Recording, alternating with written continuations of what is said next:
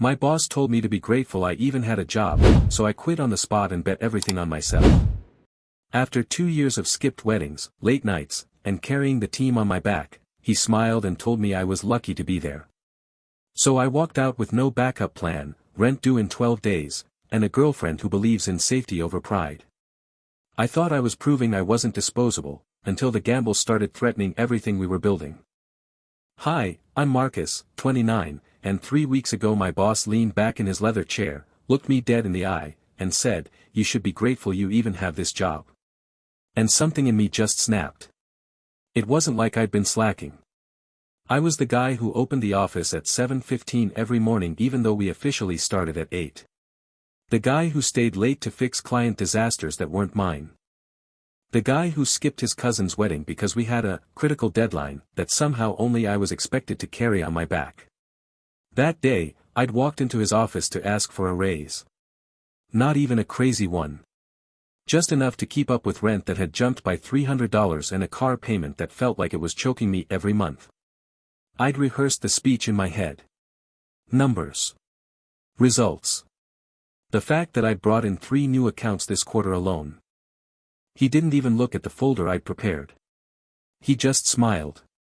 That thin, corporate smile that never reaches the eyes. "Marcus," he said, folding his hands like he was about to deliver wisdom from a mountaintop, "in this market, a lot of people would kill for your position. You should be grateful you even have this job." Grateful. Like I was asking for charity instead of fair pay.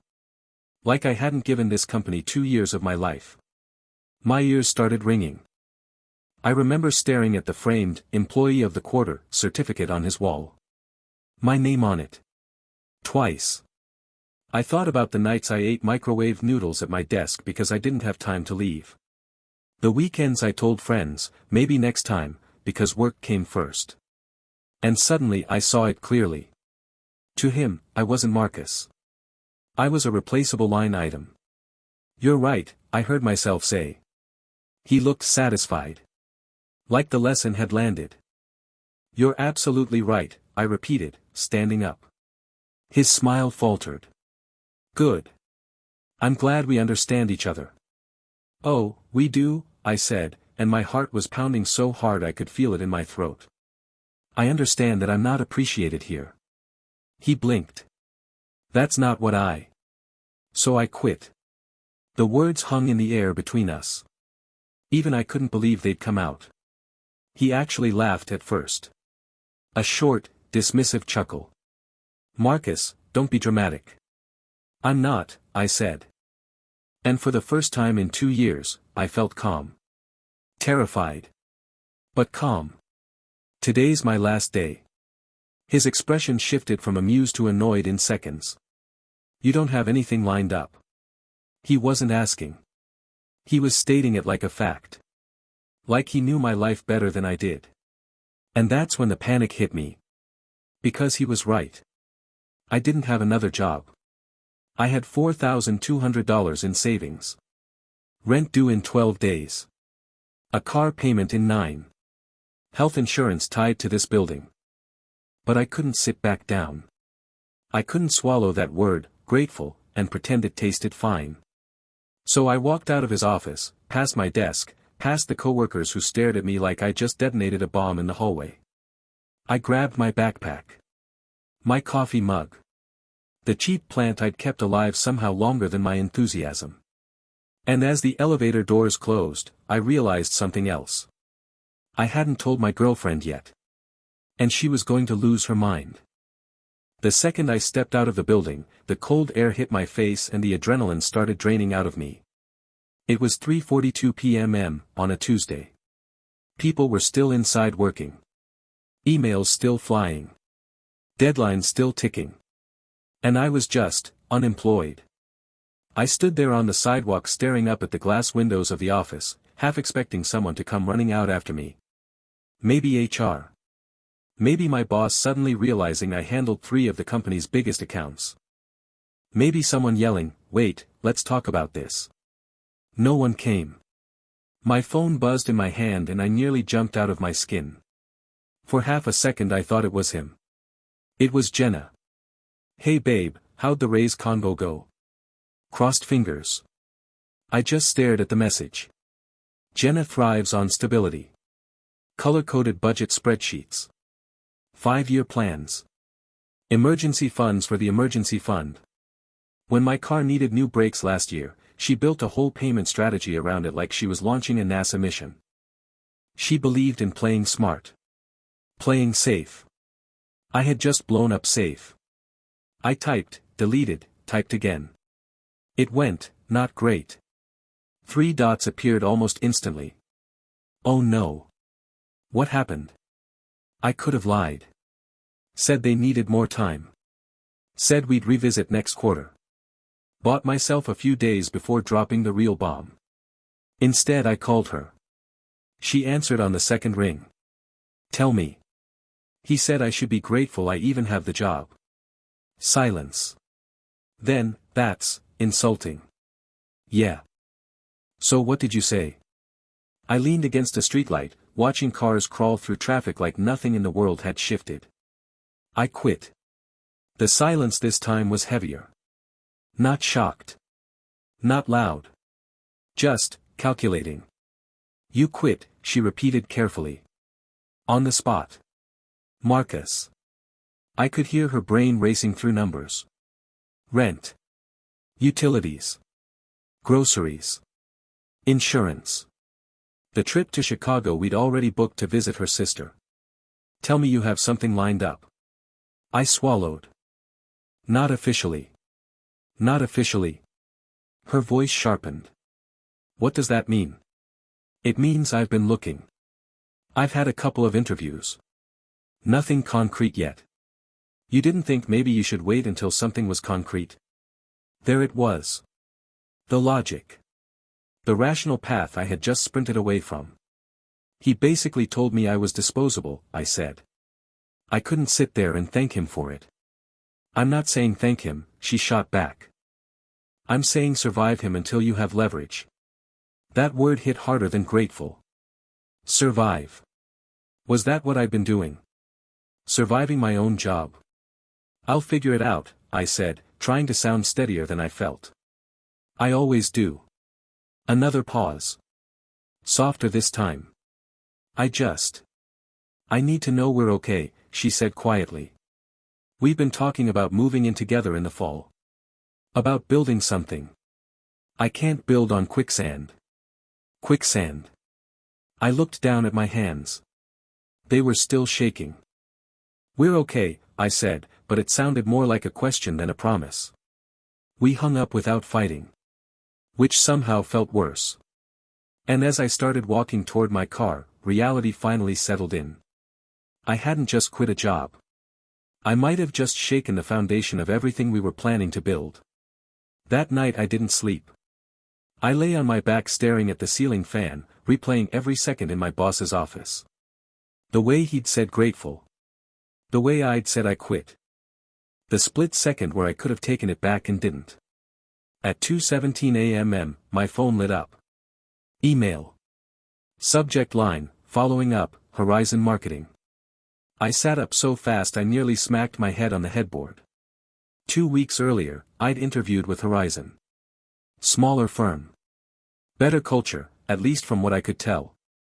The hiring manager, Samir, had actually asked me what I wanted out of my career instead of just what I could do for them. I'd assumed they'd ghosted me. My hands were shaking as I opened it. Marcus, we've wrapped our internal discussions. We'd like to move forward with an offer. I stopped breathing.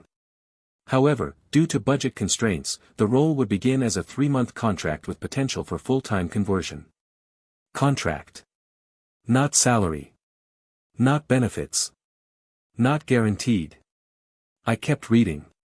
The pay was higher per month than my old job. But no health insurance. No safety net. If they decided not to convert me after 3 months, I'd be right back where I started, except with less savings. I stared at the numbers until they blurred. 3 months. I thought about Jenna's word again. Quicksand. If I took this, I'd be stepping onto something unstable. But it was forward movement. It was proof I wasn't crazy to believe I deserved better. I didn't overthink it. I wrote back at 2:26 a.m. I'm in. The next morning, I drove to Jenna's apartment with coffee and the news. She opened the door still in pajamas, eyes cautious but curious. Okay, she said, stepping aside. Talk to me. I got an offer. Her face lit up for half a second. Full-time. Contract. 3 months. Higher pay. Possible conversion. The light dimmed slightly. Not gone. Just, measured. That's something, she said. It's more than something, I replied. It's a chance. She wrapped her arms around herself, processing. Do they offer insurance? Not during the contract. So you'd go without coverage? It's only 3 months. And if they don't convert you? I exhaled. Then I'll have 3 more months of experience and time to find something else. She studied me for a long moment. You already accepted, didn't you? I hesitated. Marcus. Yes. She closed her eyes briefly. Not angry. Not yelling. Just disappointed that she hadn't been part of the decision. I wish you would have talked to me first. That hurt more than if she'd screamed. I needed to prove something, I said quietly. To who? I didn't answer right away. Maybe to my old boss. Maybe to myself. Maybe to her. She walked over and took the coffee from my hand, setting it down untouched. I don't need you to be a hero, she said softly. I need you to be a partner. And that's when I realized something terrifying. This wasn't just about a job anymore. It was about whether the man I was becoming was someone she could actually build a life with. The first week at Horizon felt like stepping into a different universe. No one barked orders. No passive-aggressive emails at 11:47 p.m. Samir actually introduced me around like I was an asset, not a temporary fix. This is Marcus, he told the team. He's going to help us clean up the Westbrook account. Help us. Not handle it alone. Not fix our mess. For the first time in a long time, I felt capable. Energized. Like maybe quitting hadn't been reckless. Maybe it had been necessary. The numbers backed it up too. My contract pay hit my account that Friday and it was more than I'd made in a month at my old job. I sent Jenna a screenshot with a stupid caption, "Quicksand paying dividends." She replied with a smiley face. But it wasn't her usual flood of enthusiasm. Just, proud of you. Let's still be careful. Careful. We started tracking everything. I picked up freelance projects at night to build a cushion. I skipped takeout. Sold an old guitar I never played. Every dollar had a job. I was determined to turn 3 months into something solid. But then week 3 happened. Samir called an all-hands meeting. Whenever a manager says, "Quick all hands," it's never quick and never good. We gathered in the conference room. I noticed 2 people from finance I hadn't seen before. Samir looked tired. I'm going to be transparent, he began. We lost 2 major clients this quarter. My stomach dropped. We're restructuring to stay lean. That means re-evaluating contract roles. Contract roles. Plural. Which really meant me. The room felt smaller. Air thinner. We'll honor existing agreements, he continued, but I want everyone aware that full-time conversions are uncertain right now. Uncertain. There it was again. That feeling of standing on something unstable. After the meeting, Samir pulled me aside. This isn't about performance, he said quickly. You've been excellent. I just don't want to promise something I can't control. I nodded like I understood. But inside, panic was crawling up my spine. That night, Jenna was quiet at dinner. You're spiraling, she said finally. I'm being realistic. You're catastrophizing. I left stability for this. You left disrespect, she corrected. We sat there in the dim kitchen light, plates half-eaten. What if they don't convert me? I asked. Then we adjust. What if adjusting means moving? Downsizing? putting everything on hold. She leaned forward, eyes steady. Marcus, I don't care about timelines. I care about trust. I swallowed. Do you trust me? She asked. That question hit deeper than any financial fear. I did. Of course I did. But I wasn't sure she trusted me to think before I jumped anymore. And that uncertainty didn't just sit between us. It moved in. Like a third presence at the table. By month 2, I was running on caffeine and pride. I volunteered for everything at Horizon. Late revisions. Emergency client calls. Strategy decks no one else wanted to touch. If there was even a whisper of, "We need someone," I was already raising my hand. Not because they asked. Because I needed to be undeniable. Samir noticed. You don't have to carry the whole company, he told me one night as we were the last 2 in the office. Just trying to earn my spot, I said. You already have. But that wasn't enough. Having a spot and keeping it were 2 different things. Meanwhile, at home, tension was building in quieter ways. Jenna had started apartment hunting without telling me. Not for us. Just browsing. In case, she said when I found the tabs open on her laptop.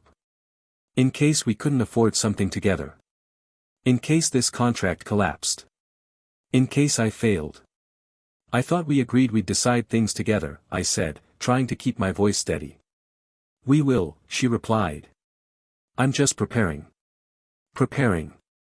The word stung because it sounded so reasonable. You don't think I can pull this off, I said. She looked up sharply. That's not fair. Isn't it? She stood up from the couch. I think you make decisions emotionally. And then you expect the world to reward you for integrity. That's not what this is. Then what is it? I didn't have a clean answer. Because she wasn't completely wrong. I had quit out of principle. Taken the contract out of pride. I told myself it was growth, courage, self-respect. But beneath all of it was something rawer. I needed to prove I wasn't disposable. And somewhere along the way, that need had become louder than partnership. The final week of my contract arrived faster than I expected.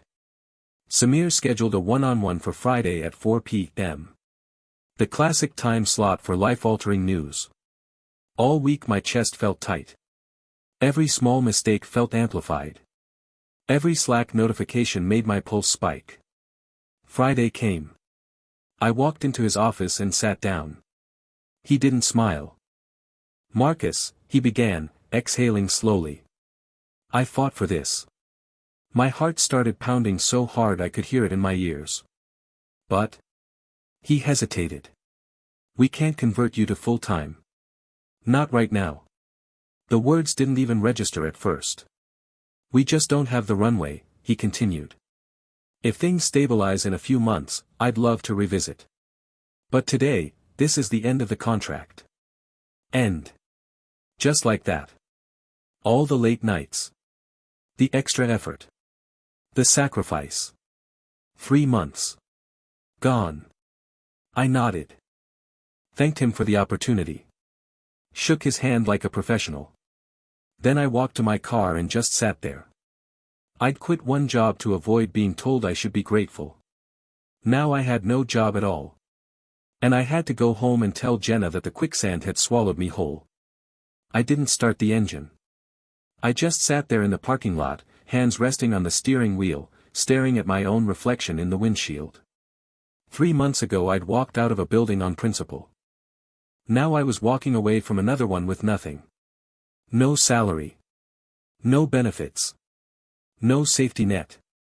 And for the first time since I'd quit, I let myself ask the question I'd been outrunning. What if my boss had been right? Not about gratitude. About replaceable. The thought burned. My phone buzzed. Jenna, how'd it go? I could have softened it. Delayed it. Pretended there was still hope. Instead, I called her. They didn't convert me, I said. Silence. Then a slow inhale. Okay, she replied. Not panic. Not anger. Just, okay.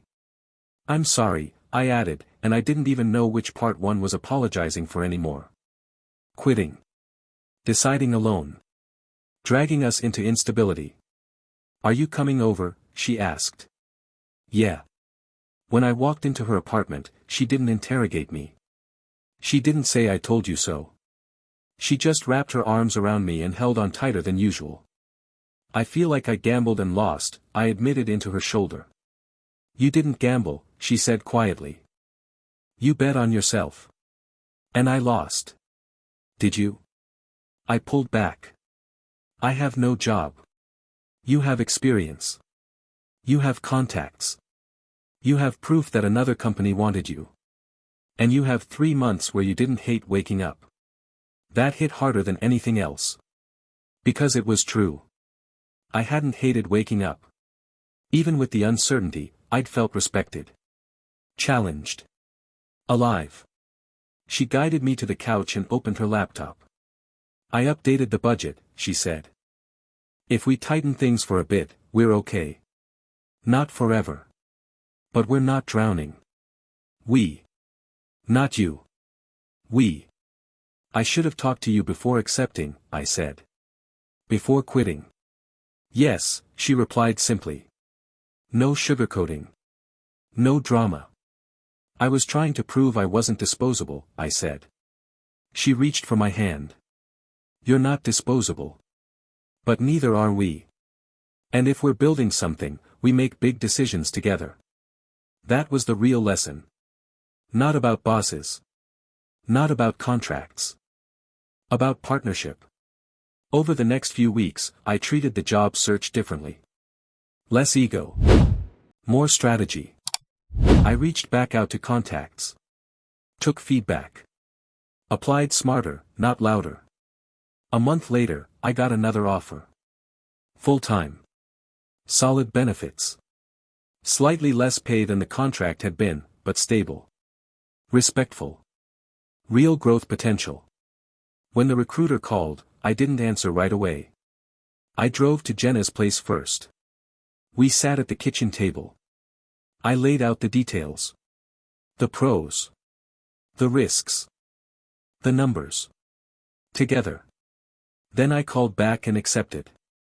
Quitting on the spot felt powerful in the moment. But what actually changed my life wasn't the dramatic exit.